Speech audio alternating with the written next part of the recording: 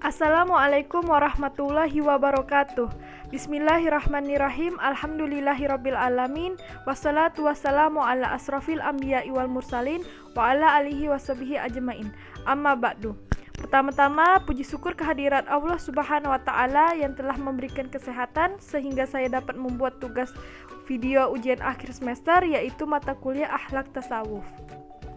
Tidak lupa kita haturkan salawat dan salam kepada junjungan besar kita, yaitu Nabi Muhammad SAW, dengan mengucapkan Allahumma sholli ala sayyidina Muhammad wa ala ali sayyidina Muhammad. Semoga kita semua mendapatkan syafaatnya di yaumil akhir kelak. Amin amin ya rabbal alamin. Serta terima kasih kepada Bapak dosen pengampu, yaitu Bapak Bayu Mujrimin, yang telah memberikan kami ilmu pengetahuan tentang akhlak tasawuf sehingga kami dapat memahami pelajaran tentang akhlak tasawuf.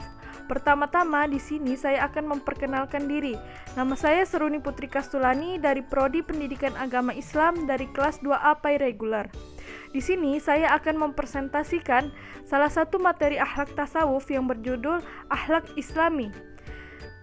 Akhlak Islami. Berbicara tentang akhlak, semua orang menyukai akhlak yang mulia karena akhlak yang mulia berpengaruh di kehidupan dunia dan di akhirat.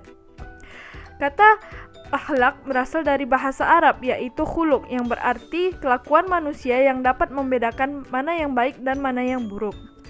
Sedangkan akhlak Islami yaitu amal perbuatan yang bersumber dari ajaran Allah Subhanahu wa taala dan Rasulullah Shallallahu alaihi wasallam. Karena akhlak mulia dapat menjadi indikator seseorang muslim menjadi baik atau buruknya seseorang tersebut. Eksistensi akhlak yang baik sangat berpengaruh pada kehidupan kaum muslimin, karena mempunyai akhlak yang mulia dapat disenangi oleh banyak orang dan disenangi oleh sekitarnya.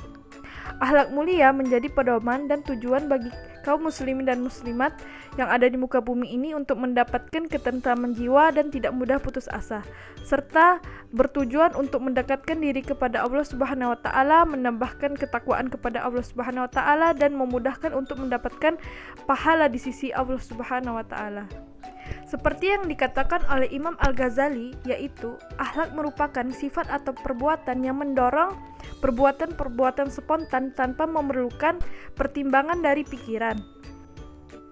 Seperti yang dijelaskan dalam Quran Surah Ali Imran ayat 159 yang memerintahkan kita untuk berlaku lemah lembut sekalipun orang-orang menyakiti kita, karena Allah mencintai orang-orang yang bertawakal dan berakhlak mulia.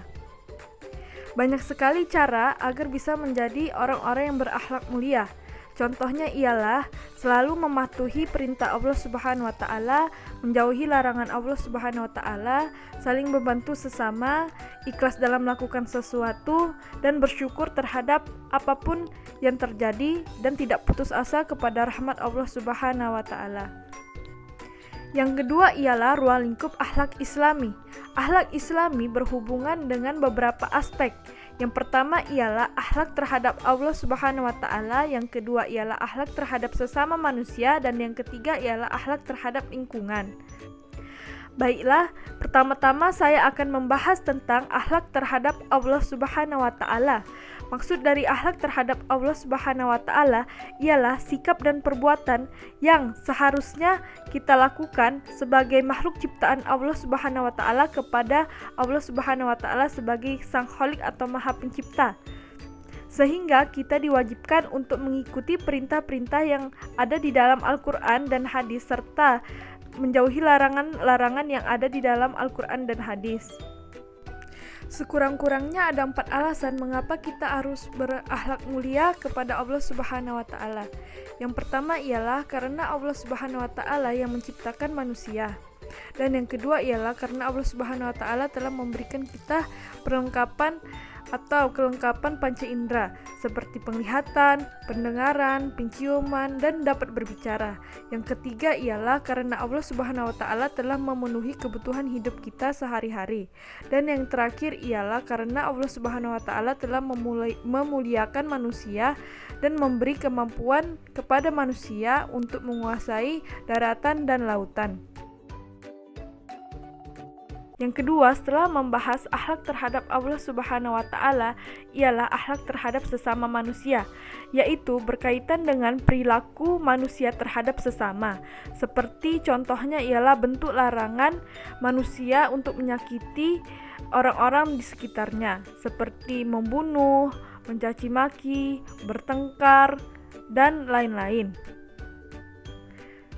Dan alangkah baiknya jika kita sesama manusia untuk saling memaafkan agar terciptanya silaturahim dan menciptakan kehidupan yang tentram dan damai antara sesama manusia.